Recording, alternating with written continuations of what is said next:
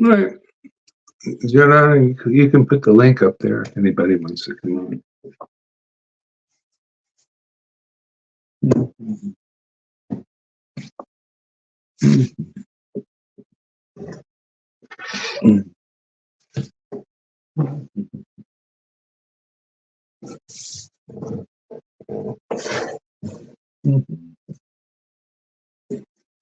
Krishna, Krishna, Krishna, Krishna, Krishna, Krishna, Krishna.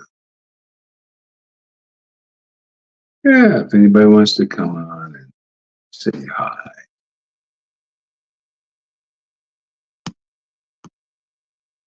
There we go. Hi. There you go. Haribo. Haribo. Haribo. Yes, give us a word, Gaur Haridas. Let's see. I don't know. I'm kind of speechless. I don't know what to say. I was just grilling and having some salad. Yeah, you seem kind of relaxed today on the video there. I only saw the last part there. Yeah. I was chanting a little bit, and then I was like, oh, I have to go grill my stuff, my dinner. And so devotees came on, and so I just took them with me, grilling and having my dinner. Yeah, yeah. So what is this thing about going to Ostend? What is that, Ostend? Is that a town in Belgium again or something? That's where we were in Belgium, where Lalita Madhava, Freddie, Oh, Radhe, where we all were. okay. Yeah, yeah. I think Lalita proposed maybe something at Radhe's place or something. Oh, nice. I don't know if Radhe was behind it yet. I don't know. Anything's possible. Anything's possible. Yeah. Tom, what's up?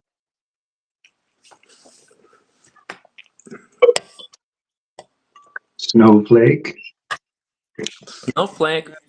Oh, I looked up that word, snowflake. What's up, Snowflake? Boy, Govinda, he was pretty mean, wasn't he? No, he was teasing him. He called Tom a snowflake. I know. Hey, what do you think about that? You want to kick his ass or what?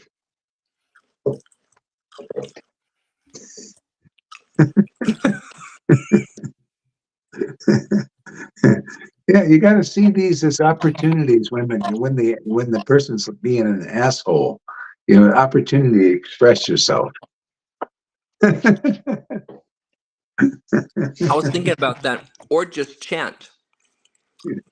Like Haridas Thakur, he chanted during being whipped, so it didn't affect him. I think it's better to. I think people here in the world, in our Sangha too, you know, and the world generally, they need to express themselves and not just take it. I think maybe in school they teach us to take it or something. which I never went to school much, so I didn't really get conditioned with this. Like people, come bullying you and stuff, or say things, and you just,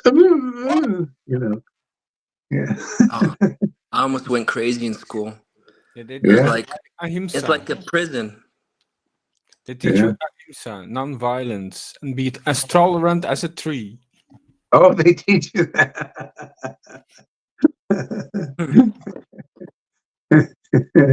Yeah, Mental prison. yeah. Yeah, that's why. Yeah. So, yeah, I don't know. Whatever people do to us, it could be an opportunity to, what do you call it, like reparent ourselves. Like because we were helpless and hopeless, and maybe they taught us that in school, and our parents also we couldn't do things about, but now we can. Uh, so it might be opportunity to like I like Tom stood up, and wanted to get his point made, and not just take it, you know. Yeah, Yeah. his truth, to express his truth, and so that's really good. And I noticed Lolita stepping up and really standing for whatever that truth is. Doesn't mean it has to be the absolute truth. It could be just your truth you need to put out. Yes, I You had some know, nice association with Lalita. We empowered each other. oh, good. Hmm. Hmm. Yeah, Yeah, it's important just to be yourself. yeah, To be real, be natural. yeah. Let's see what the people say here. See, maybe a snowflake. Yeah, yeah. Tom's not a snowflake anymore. You know? Yeah, you see, he's he knows the signs now. Tom is Tom. Amy says Tom is Tom. Just because someone doesn't understand him isn't his fault. Yeah, yeah. Well, actually, that's interesting. Maybe it is to a certain extent our fault or Tom's fault if people don't understand us. Maybe it's our responsibility to show them or tell them. To You shake it up. know, yeah. Like today, I noticed that Tom and also Lolita, when they stood for like their truth, whatever it is, it's strengthening. And it's also like, especially if there's a complaint that people don't understand you, and like actually Amy was telling me too that maybe you don't understand me so much, but then she started to share like her truth, and I got it better. I got a better understanding. So sometimes you just got to do that. You just got to be for yourself and tell people what you are, show them what you are and tell them also. And not just kind of take it, and like quietly and inside you don't, it's like you need some pushed out expression. So I think we're working on some of that here, which is good, healthy. You know, we'll become movers and shakers. We can associate with you more in a natural way. Mm. Yeah, that Vitae thing, you're not supposed to be that way with a spiritual master or something, huh? That's nice. You should be more respectful. Is Yeah. it more like if idea is more mode of goodness also? Yeah, it could be, In a way. it's the mode of repression. Yeah. Mode of a tree. Be tolerant as a tree. It's the mode of a tree. A tree, see, a tree can't do anything about it, can't defend itself, but we can. It's rather Yeah. incomplete. It's We're not not trees. tell the, when you meet the Buddha, sometimes when you meet the Buddha on the road, you got to kill them. You gotta kill. There's a book called that. It's the name of a book. Yeah. Yeah. What it's talking about is the Vaidhi Bhakti thing, Vaidhi Bhakti authority. And like on this level, it's a repression, and it's not actually favorable to be repressed here. Everything is repression. Don't eat this. See, repression. Repress, like maybe you want to eat something, you need to eat something else. But no, you can't do this. Repress this. See, some external authority is telling you how to be. Even, with Prabhupada, the rules, regulations. Like I have one guy, he says, no, you're not supposed to, do this. And, you're not supposed to eat this, and because somebody else said you're not supposed to do it, and you're not supposed to do it, and then you get criticized from what you eat. And personally, I never tell people. I was telling the devotees here, I never tell people like what they should eat or not eat, or like these things, how much sex they should have or not have. And anybody that tells me these things, hey, I don't criticize people on that standard on the material body and what they actually need. Maybe they need more sex or not, just because it says in the book this is what you're supposed to do, or Prabhupada or somebody tells you you're supposed to do this, and even though it's not working for you, and you have to repress your nature. I don't tell people to do that. I mean, I'm not teaching that Vaidhi level, which is regular, what do you call it, religion. Somebody mute your microphone while I'm talking because it's making weird noises. Yeah, yeah. So anyway, those kind of people I don't want to hang out with anyway. If you're like that, I'm not like that, and you're like that. Well, I find some other friends. Like Fernando. If he wants to be like that, you want to tell me what I should eat and shouldn't eat, or how to teach and what to teach, and well, find some other friends to hang out with. I'll be with my friends. I don't tell them what they have to do or how they have to be. It's not necessary. You guys, I'm hoping I'm dealing with adults here. I'm not. I'm not here to deal with children. Like how children, you got to kind of teach them things and everything, and it's not always right. It's not always perfect. So that's why it's being a father or a mother in this world. It's that nobody who raises anybody perfectly, and it's the same thing in Vaidhi Bhakti. Who is raised perfectly in that? I've seen so much dysfunctional persons coming out of Vaishnava religion. Repressed or unhappy and all of that. Just so. Yeah, so that doesn't work here, and it's not like I'm not against Prabhupada. He did what he did. He taught what he taught, and he was inspired the way he's inspired. He did great work here. He translated books and everything. It was really good. But this other thing was to teach bhakti the way he did. I believe if he was here, he would have made a lot of modifications after that. Because it doesn't work.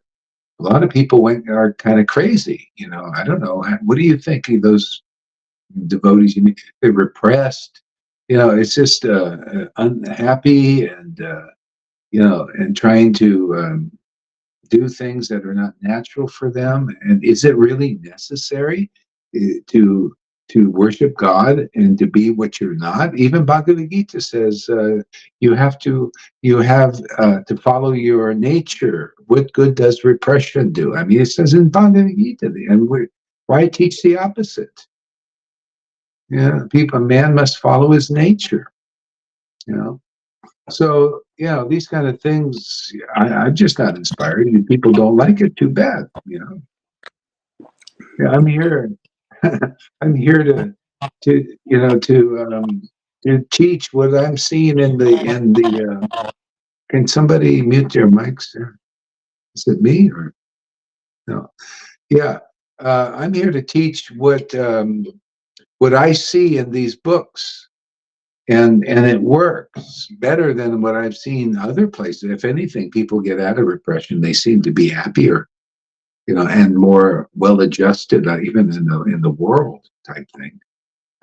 So, you know, you know, I yeah, can tell you how it feels. yeah. Go ahead, go ahead. I What? was fired like a father 2 times. It What was feels that? I was fired like being a father in a family situation. Uh, In the first family, there were 2 children, and then I got fired when they were 3 and 5 years old. And in the second family, I was fired when the child was 3 months, and it you felt were. like What does it mean? You were fired? I don't understand. they didn't accept me. The mothers didn't accept me anymore into the family. I could not do the father thing anymore, and it felt yeah. Eventually, it feels like a liberation. Like Mm, it's just I call it fired. You can mm. say yeah. That's the best word I can find. Yeah, was it two different wives or something? Or, Yes, yes. And now the children are uh, 28 years old and 25 and 11. oh, really? Wow. How old are you? Almost 58. Wow, you started early with the children. Oh, Yeah, maybe not that old, huh? I don't know. All right, well, good. At least you know you're not a family man, huh? yes, there was a lot of freedom, but it was also tough accepting that separation, that divorce, letting go that situation. Yeah. But I feel I don't have to. Um, it was long enough. I don't have to play that role anymore. Now I'm Hmm. free again for a Hmm. long time. Yeah. Yeah, yeah. Great. That's awesome. See here. She said we have to discernment. Yeah. Me Perfect, my mommy was the best. Okay. Well said. What is it? What did she say here? Oops. Fanny says, Fanny says, I know Fernando, who wrote a comment in the live that I would come back as a cow because I eat meat. But I stand up for my spiritual guru who changed my life, and I have the golden ticket. Yeah, you see, that's the thing. People become like that. They're very hard-hearted and everything. And by the way, when you when if you're thinking about karma thing, um, uh, this bhakti burns away all your karma, and that's why there's a verse in Chaitanya Charitamrita explains this. A person engaged in pure devotional service with this bhakti is not subject to the karma of being born in a having a low birth, because there's certain karma stuff and everything. But when you get the mercy of being engaged in this pure devotional worship, it burns all your karma. Not that you go out of the way, but you can just be natural if you're a Sudra. Most Sudras eat meat. It's just a fact. And what they try to do in religion is to make it like that you can't worship God if you eat meat or you are of a certain nature. This is the bullshit they teach you in Puri. Unless you're a Hindu, I mean, it goes so far. If you're not a Hindu birth, you can't go visit God in the temple. You can't see God in the temple. All these petty rules and regulations, and so okay, that's fine in a neophyte level where you're miserable more or less anyway, because it's just like having an imperfect mother and father. Varnashram dharma and regulative devotional isn't perfect either, and there's imperfections, there's faults in these things, and one is teaching. It's like Jesus said, teaching teaching the teachings of man as the commandments of God. See, the commandments of God are on the spiritual level, really. This other stuff is still material. It's you wash your hands like this. You don't eat this. You don't eat that. Or you eat this and you don't eat that. It's all still material stuff. It's just yeah. And on this level, the Raganuga level, it's a whole different thing. It's a different. It's the essence. It's like Krishna is more concerned about you being around those who are part of this family, God's family, God's transcendental family. Regardless of what they eat. I mean, Nityananda ate meat. In our own line, Bhaktivinoda Thakur ate meat. He ate fish, chicken, and mutton. And he's in our line. He's an acharya. Yeah. How dare they? It's so hypocritical to hold people to that. Our own acharya was eating meat. Our own acharya Prabhupada was doing tobacco, snuff. How hypocritical for people to hold to that. But people can do what they want. Go ahead, Jenna. What? I was following all rules, regulations perfectly, nicely, chanting, getting up early, doing everything what a Vaidhi Bhakta has to do. But my chanting couldn't improve. I was like chanting, but there was like the Maha Mantra was like hitting the ceiling. Yeah. But when I started to get rid of all those rules and regulations more and more, my chanting improved and I felt more free. And this is exactly what I have now with you here in your association. I feel more free. I can express myself more freely. I feel much, much, much more better. And my chanting is just, the way it's supposed to be, I guess, for my state of being right now. Yeah.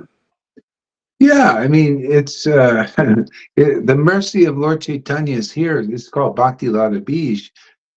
You can't really chant very well without without the taste, and you get that with devotees who have some taste. Generally, the Vaidhi Bhaktas, they don't really have any real taste. They have a taste for the rules. They have a taste that inspires them to worship Krishna because the regulations give them the impetus to do it. Otherwise, they wouldn't do it. Okay? My impetus and the impetus of devotees who are spontaneously attracted to the Lord is the Lord Himself, His name. Yeah, that's what it's all about. It's all leading to that. Yeah, and so if you find a person who's worshiping God in ecstasy and intimacy with the symptoms of that, and you think, oh, I can't go and be around that person because they eat meat or they don't follow this rule or that rule, or they don't wear a dhoti, they're not initiated by this guru and that guru. I can't go and be with an ecstatic devotee. That means you're less intelligent. You don't have the intelligence of a person that is truly intelligent, and that's you get God intelligence. That with those devotees, they could be not following any rules. Like Nityananda, he didn't follow. He broke every rule in the book, but he was devotionally intelligent. He knew the essence. And if you're in the real line, you also know the essence. And that's what I teach is the essence. I teach logic here. It's so illogical. Because of some material regulation, you will sacrifice the association of a devotee who is intimate associate of the Lord. You won't be with them simply because they don't follow a rule or a regulation or a ceremony or wear a dhoti or whatever, any material consideration. And we have gurus that are like this in ISKCON and Vaishnavism. They actually think like that. It's so less intelligent, and people worship them as good as God. And they're so narrow-minded and sectarian. It's unbelievable. And that's why I say, if anybody wants to be like that and be like a Fernando, if you want to be like Fernando, and you like that kind of association with persons like, fine, please go for it, man. I don't want to be around people. If I don't judge people based on what they eat, why do I want to be around somebody who judges people based on what they eat? To me, you're on a mental platform. I'm on the bliss platform. I'm here to teach how to live on the bliss platform, way beyond the material mind. If people can't appreciate that, well, hey, seek another level, Yeah, go hang out with Johann. He was praising Johann. Go over there. You think they're so wonderful. This was exactly the original motivation why I came to you. I asked you, can you help me to prioritize, to set my priorities, Yeah. and I really meant this. Like, on where do I have, where can I engage my faith and Yeah. my where can I really hold on to and spend my time and energy? What's really the value of these different things? And you taught me it's about taste and servitorship to the right guru, things like that. Yeah, there's no way I can teach these things unless I break the rules. I have to break the rules. The rule is you don't teach this thing. This is too intimate. You shouldn't say anything. You should never show this to anybody. I have to break that rule to teach this. Yeah, I have to break the rules. So many rules to teach this. I have to break or teach that rule can cause an obstacle to be here with these kinds of devotees, because you'll judge them by the rules and regulations of another level of devotional service called Vaidhi Bhakti. It's external devotional service. This is internal devotional service. There's no consideration here of anything. Otherwise, you cannot partake of the mercy of Lord Chaitanya. The mercy, the verse goes like this. Nityananda didn't consider, are you pious or impious? Did you eat this or do you not eat that? Anybody who would fall down before his preaching, his word, his understanding, his ecstasy, his behavior, would fall down and accept that and give respect to that, they would get bhakti. If you do the same thing here, you get the same thing, because we're in the real line. Hello, we have the real line here. It's really true. We prove it. And if you don't fall down before the same kind of preaching, you see the ecstasy here that you read about. You hear the wisdom here that's uncommon, that you'll not hear from 1,000 of those gurus. None of them. Yeah. It's the essence of what Bhakti Vinod and Bhakti Siddhanta and Prabhupada understood but didn't preach openly. See? You know how I know Bhakti Siddhanta knew this? I could tell by how he writes. I can tell how he acts. He was so strict in following the rules and regulations, but he knew these internal things. He was so strict that he could recognize a pure Vaishnava that had the mercy of Guru and Lord Chaitanya. And that was Vamsidas. Vamsi Das didn't follow the rules nicely. He never bathed his deities.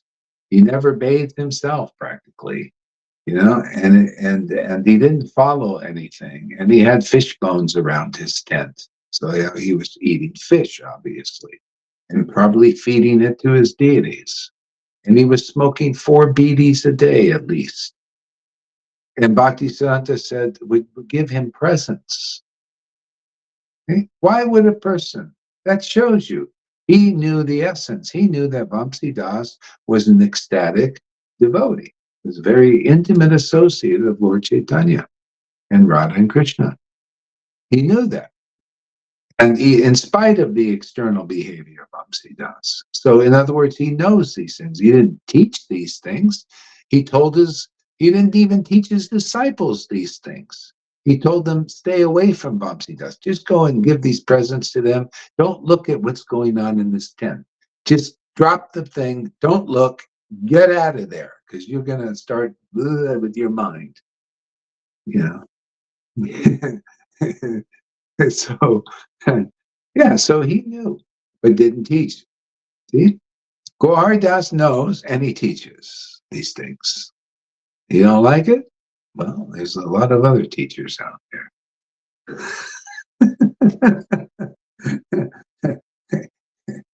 When you hit the level of ecstatic worship of Krishna, nobody can add anything to you. What is these Vaidhi Bhakti whippersnappers? What can Fernando add to this? Yeah, and you don't appreciate what we're adding? Well, too bad for you. Just give it to somebody else that will take it. Well, there are plenty of fannies out there who will take this. Fanny eats meat, right? I take her association above 1 million Fernandos. 1 million Vaidhi strict bhaktas who don't appreciate ecstatic devotees. Yeah. So that's the essence. And I'll tell you, that's the way the Lord thinks too. If you're a real associate of the Lord, what you think is how the Lord thinks. What you teach is what the Lord would teach. And you're lucky to have a representative of that here, because most people don't represent that. Matter of fact, 99.9% of Vaishnavas do not represent that. They don't know this. And so this is the less than 1% who do. Oh, yeah. I mean, that's the kind of place it is here. People don't believe it. If they think that's like boasting, which it is, if they think that is pride, it is. I'm very proud of that. I'm very proud, and I feel privileged, to be able to teach these things that have never been taught, to be given the order to teach these things. From Prabhupada, that everybody thinks they know, but obviously don't. He told me to preach this stuff. That's his full approval. Isn't that amazing? See? So there's some point where the acharyas want us to know these principles. Otherwise, how are we going to ever know what real bhakti is? Always having external teachings. Yeah. So what do we got here? We got some. Can I say something? Yeah, go ahead. Yeah. Accepting these, like you say, these thoughts of Krishna, of the Lord. It feels like I'm getting warm, and it feels like nectar in all of in my system. Like accepting this opinion, accepting this thought, accepting this. Oh my God, I'm getting totally warm and drunk. Yes. Wow. It's starting to get it, man. Whoa. Get the mercy. It's getting hot here. Yeah, see, getting the mercy, Tom. That's for sticking with this, for all this time and just hanging in there. Yeah. See, everybody just take a lesson from Tom, just stick around and you start to get this here. He's, even though he's had difficulties and problems, he's just, just keeps on plugging along, And eventually it starts to work its way in. That's why you see Sarvabhauma Bhattacharya said, those who continue to worship Lord Chaitanya, which you're actually doing here, you're worshiping the real Lord Chaitanya, the real mercy here. So those who continue to worship Lord Chaitanya in this conception and tolerate the actions of their previous karma, the previous actions, become bona fide candidates for that mercy. I've seen this work time and again. Yeah. And that shows sincerity. Lalita also had so many, she had many obstacles and stuff, had to, tolerate so many things and get crucified of that karmas and all this. And yeah, she's doing so well now. So ecstatic. See, so that's if you really want this, then that's the test. And oh yeah, just hang in there. Just tie yourself to the mast and not listen to the sirens pulling you. Ooh, go hard, he eats this. Go away.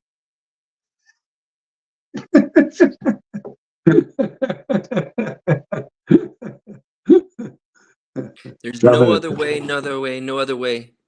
Yeah, Only your association. yeah. And I know that your dream is real, Gurudev, because Srila Prabhupada appeared in my dream also, and I was weeping. Wow. So I know these lucid dreams, they are real. Yeah.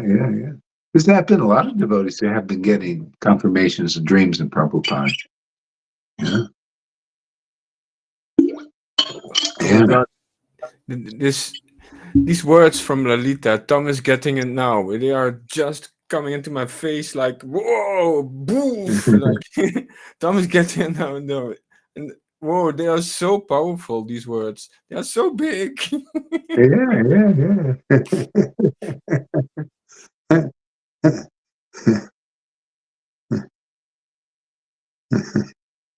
Yeah, let's see what else we got here. Got a lot of comments today.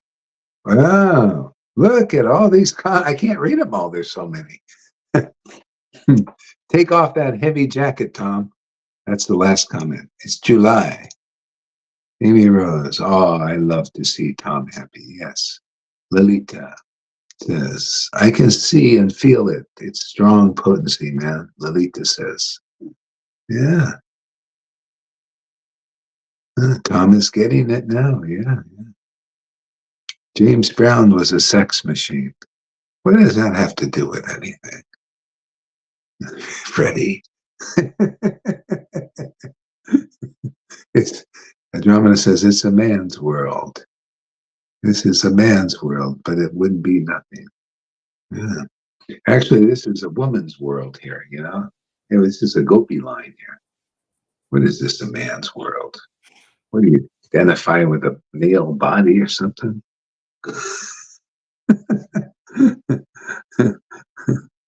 Yeah. Okay, it's getting a little bit late for me here. Anyway, I'm ready for bed. I feel a lot of energy to sing again. Oh, you want to sing? Okay. You have permission to go live since you're getting ecstatic. Okay, I do it. You get your permission back again. Thank you.